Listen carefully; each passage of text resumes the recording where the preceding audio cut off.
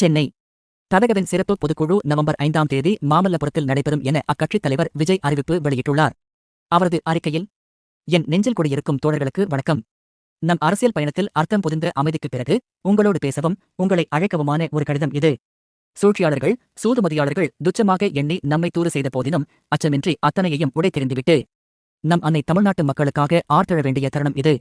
தமிழக வெற்றிக் கழகத்தின் படைக்கலங்களாக நீங்கள் இருக்கையில், நம்மை காக்கும் கவசமாக நம் தமிழ்நாட்டு மக்கள் இருக்கையில், அவர்களோடு நமக்குள்ள உறவை அவர்களுக்கான குரலாக தொடரும் நம் வெற்றி பயணத்தை எவராலும் தடுக்க இயலாது.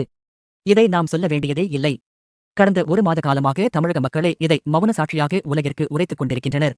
சூழ்ச்சிகளாலும் சூதுகளாலும் நம்மை வென்றுவிடலாம் என்று கனவு காணும் எதிரிகளும் இதை உணர்ந்தே உள்ளனர். கள நிலவரம் நம்மை ஊக்குவிப்பதாக இருக்கையில்தான் நமது அடுத்த அடியை இன்னும் நிதானமாகவும் அளந்தும் தீர்க்கமாகவும் நாம் எடுத்து வைக்க வேண்டும்.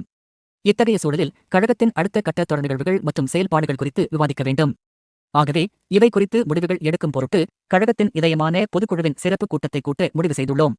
அதன்படி வரும் நவம்பர் 5ஆம் தேதி புதன்கிழமை அன்று நம் தமிழக வெற்றிக் கழகத்தின் சிறப்பு பொதுக்குழு கூட்டம் மாமல்லபுரம் போர் பாயிண்ட்ஸ் பை ஷெரட்டன் ஹோட்டலில் காலை 10 மணிக்கு நடைபெறவுள்ளது. வாருங்கள், சிறப்பு பொதுக்குழுவில் கூடுவோம். வருங்காலம் நமதென்று காட்ட தீர்க்கமாக திட்டமிடுவோம். நல்லதே நடக்கும், வெற்றி நிச்சயம் என்று விஜய் அறிக்கையில் கூறியுள்ளார்.